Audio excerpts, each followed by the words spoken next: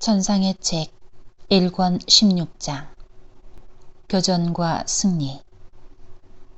그러자 내 마음속에는 이루 형용할 수 없는 변화가 일어났다.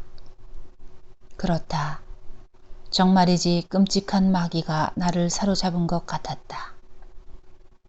사랑하올 내 예수님에 대한 사랑이, 좀 전까지만 해도 아주 강렬하게 느껴지던 그 사랑이 이글거리는 증오로 바뀌었으니 말이다. 이는 내게 말로 다 할 수 없는 고통을 일으켰다. 참으로 다정하게 나를 대해주셨던 주님을 이제 와서 마치 더없이 잔혹한 원수이기나 한 듯 증오하며 모독하고 있다는 생각이 들자 영혼이 갈기갈기 미어지는 것 같았기 때문이다. 게다가 그분의 모습마저 증오심이 북받쳐 올라 볼 수가 없었고 거룩한 묵주를 손에 들거나 입을 맞출 수도 없었다. 머리끝부터 발끝까지 온몸이 부들부들 떨리는 반발심 때문에 묵주를 산산조각 내지 않을 수 없었던 것이다. 오 하느님, 얼마나 기막힌 고통이었는지. 설사 지옥에 하느님을 더 이상 사랑할 수 없어지는 고통 외에는 다른 고통이 없다고 하더라도 이 끔찍하고 영원한 고통만으로도 충분히 지옥을 이룰 것이라는 생각이 든다. 때때로 악마는 주님께서 내게 베풀어 주신 모든 은총들을 내 상상이 만들어낸 것으로 눈앞에 펼쳐 보였고, 그러니 더 안락하고 자유로운 생활을 하라고 부추겼다. 또 어떤 때는 그 은총들을 참된 것으로 제시하면서 나를 비난하기도 하였다. 예수님께서 너를 얼마나 사랑하셨는지 보이느냐. 그러나 이제 내가 그분의 은총들에 응답한 보답으로 어떻게 하셨는지도 보아라. 내가 보다시피 그분은 너를 우리의 손에 넘겨주셨다. 지금 너는 우리의 것이다. 완전히 우리의 소유이다. 너는 끝장이 났다는 말이다. 우리의 놀이개와 같이 되고 말았으니 그분께서 너를 다시 사랑하시리라는 희망은 조금도 없다. 사탄의 이 흉측한 말을 듣고 나는 주님께 대한 형언할 수 없는 분노와 구원을 얻을 수 없으리라는 극도의 절망감에 짓눌렸다. 이 상태가 때로는 너무 악화되어 손에 들고 있었던 상본을 갈갈이 찢어버릴 정도로 드센 격분과 절망의 소용돌이에 휘말렸다. 그러나 그렇게 하면서도 뜨거운 눈물을 흘리며 소리내어 울었고 거의 동시에 그 찢어진 상본 조각들을 주워 몇 번이나 거듭거듭 입맞추곤 하였다. 어떻게 그런 일이 일어날 수 있었는지를 누가 물었다면 그 두 가지 행위를 그렇게 하지 않을 수 없도록 강요되고 있었다는 말밖에는 달리 무슨 말을 할지 몰랐을 것이다. 하지만 지금 와서 보면 상본을 찢은 행위는 저항할 수 없는 힘으로 나를 윽박지르던 악마에게서 온 것이었던 반면 입맞춤을 거듭한 행위는 내 안에서 작용하고 있었던 은총의 결과였다는 확신이 든다.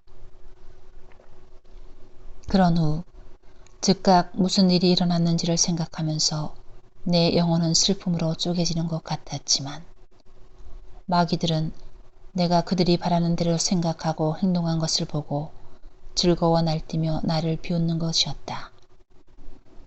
귀가 멍멍하도록 시끄럽게 야단 법석을 떨면서 내가 얼마나 우리 것이 되었는지 보이겠지?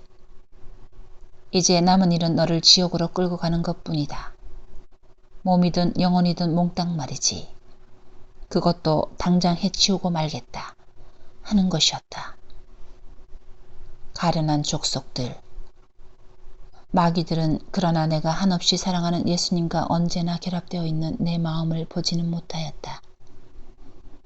그 찢어진 상본 조각들에 그렇게 거듭 입맞추며 울었던 것은 그 때문이었는데 말이다. 마귀들은 또 기도하는 것은 딱 질색이기 때문에 내가 방바닥에 엎드려 기도하는 것을 보면 그때마다 격분하여 내 옷을 잡아당기거나 기대고 있는 의자를 잡아당겼다. 어찌나 무섭게 구는지 기도하기를 그만두면 시달리지 않으리라는 생각이 들어 때때로 멈추곤 하였다. 그런데 이 모든 일은 특히 밤중에 일어났다. 잠을 청해보려고 침상에 누워 마음속으로 기도하고 있느라면 이를 알아차린 그들은 담요건 깔개건 베개건 무엇이나 앗아가며 괴롭히는 것이었다. 그래서 잠들 수 없어진 나는 계속 깨어 경계하고 있었으니 그것은 흡사 어떻게 해서든지 자기의 목숨을 앗아가겠다고 맹세한 잔인한 적이 치명타를 가하기에 적절한 순간을 노리며 가까이 있음을 알고 있는 사람과도 같았다. 이와 같이 언제나 눈을 크게 뜨고 있어야 한다고 생각한 것은 마귀들이 나를 지옥으로 데려가려고 오는 순간을 알기 위함이었고 그 순간에 최대로 격렬히 대항함으로써 그들의 악독한 음모를 저지하기 위함이었다. 영혼 상태가 그러했던 만큼 머리카락은 온통 가시처럼 곤두서고 온몸에는 식은땀이 흐르고 혈관 속에 피가 얼어 그 냉기가 골수까지 사무치고 신경은 공포로 수축되어 일종의 경련을 일으키는 것이었다. 그리고 다른 때에는 자살 유혹에 휘몰리기도 하였다. 그 정도가 얼마나 심한지 예컨대 우물 가까이에 있으면 서둘러 그 속으로 뛰어들고 싶은 충동을 느꼈고 칼이나 다른 어떤 흉기를 보면 그것으로 자살함으로써 이와 같은 생활 상태를 끝장내고 싶어지는 것이었다. 그러나 이것이 마귀들의 간교한 술책임을 깨닫고 도망쳐서 그 아슬아슬한 위기를 모면하곤 하였다. 그럼에도 악령들의 이 흉측한 말소리는 피할 수가 없었다. 그렇게 많은 죄를 지었으니 계속 더 살아봤자 헛일이다. 내가 내 하느님에게 충실하지 못했기 때문에 그가 너를 버리고 말았다. 그런데 그들은 이 말을 하면서 이 세상 누구보다도 내가 실제로 더 많은 악을 저질렀다는 것. 그러므로 이제는 자비를 희망해도 소용없다는 것을 믿게끔 하였다. 그리고 내 영혼 깊은 곳에서까지 이렇게 되풀이해서 말하는 그들의 소리가 들리는 것이었다. 그토록 하느님의 원수가 되고서도 어떻게 계속 살아갈 수 있겠느냐. 너는 내가 수없이 모욕하고 저주하며 증오했던 하느님이 어떤 존재인지를 모르느냐. 너를 온통 에워싸고 있는 그 무한한 하느님을 어떻게 감히 모욕했느냐. 내가 바로 하느님 눈앞에서 감히 하느님을 모욕하고 있다는 것을 생각하지 못했다는 것이냐. 내 영혼의 하느님을 잃고 말았으니 누가 다시 너에게 평화를 주겠느냐. 너의 원수이고 하느님의 원수인 우리들에게서 누가 너를 해방시켜 주겠느냐 말이다. 이 말을 듣고 나는 고통으로 죽을 것만 같았다. 울음을 터뜨리며 되도록 잘 기도하려고 했었지만 악령들은 나를 더 큰 공포의 도가니로 몰아넣으려고 유난히 극성을 피우며 괴롭혔다.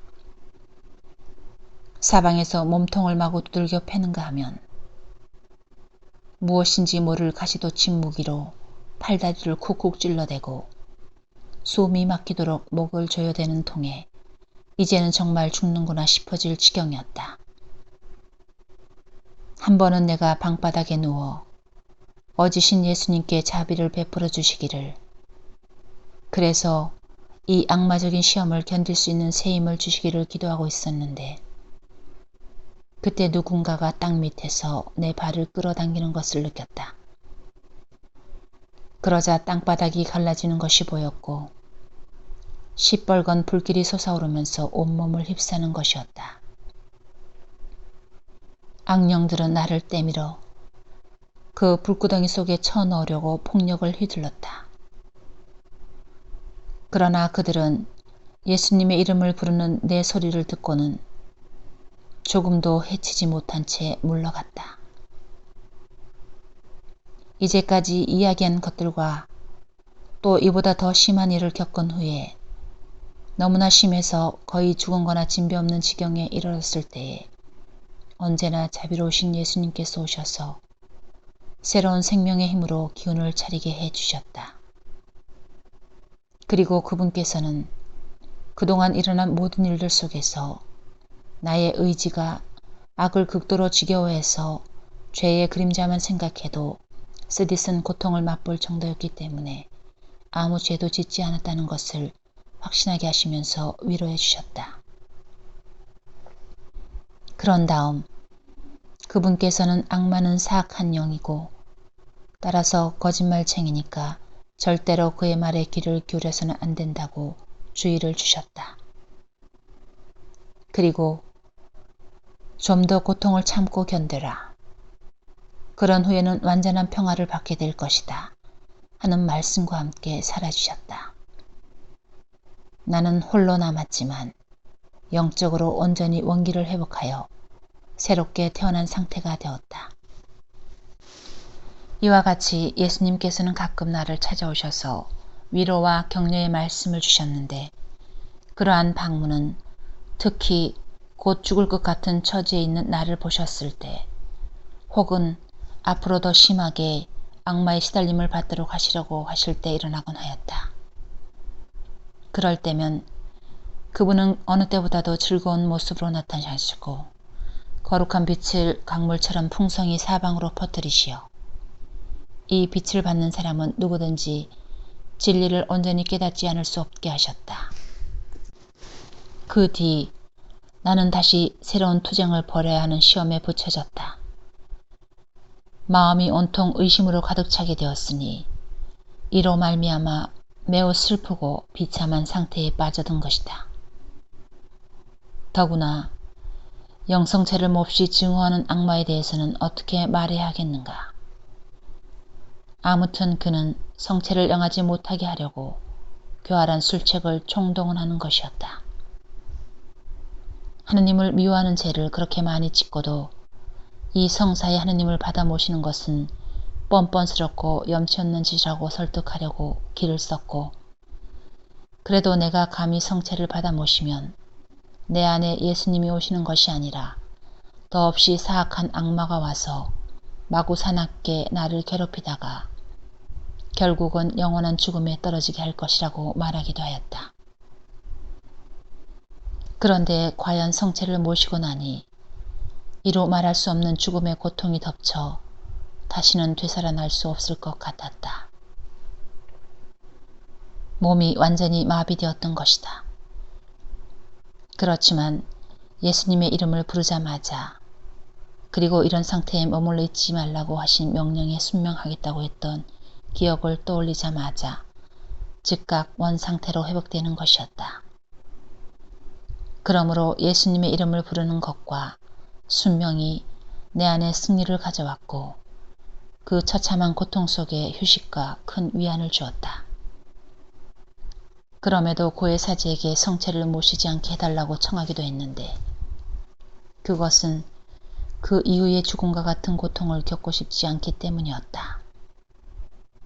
사제는 거룩한 순명의 이름으로 반드시 성체를 모시기를 명했지만 악령들이 내게 공세를 취하려는 조짐이 미리 보일 때는 번번이 성체를 모시지 않았고 때때로 모실 때에도 이후의 그 큰 고통을 피하기 위해서 아무 준비 없이 모시고 감사 기도도 거의 바치지 않았다. 그리고 밤이 되어 내가 기도나 묵상을 하고자 하면 악령들은 우선 등잔불부터 꺼버렸다. 그리고 나로 하여금 섬뜩해져서 기도를 못하게 하려고 비명을 질러대거나 죽어가는 사람처럼 쇠잔한 신음소리를 내는 것이었다. 그러나 내가 그 힘든 시험을 치르는 동안 이 지옥의 개들이 행한 온갖 짓거리를 다 언급할 수 없을 것 같다. 그들은 내게 공포를 안겨줄 목적으로 그보다도 더욱 내가 모든 영적 선업을 소홀히 하게 할 목적으로 그렇게 했던 것이다. 이는 싸움이 완전히 멎지는 않았으나 그래도 상당히 소강 상태로 접어들었던 몇 주간을 제외하고는 3년가량 지속된 시험이었다.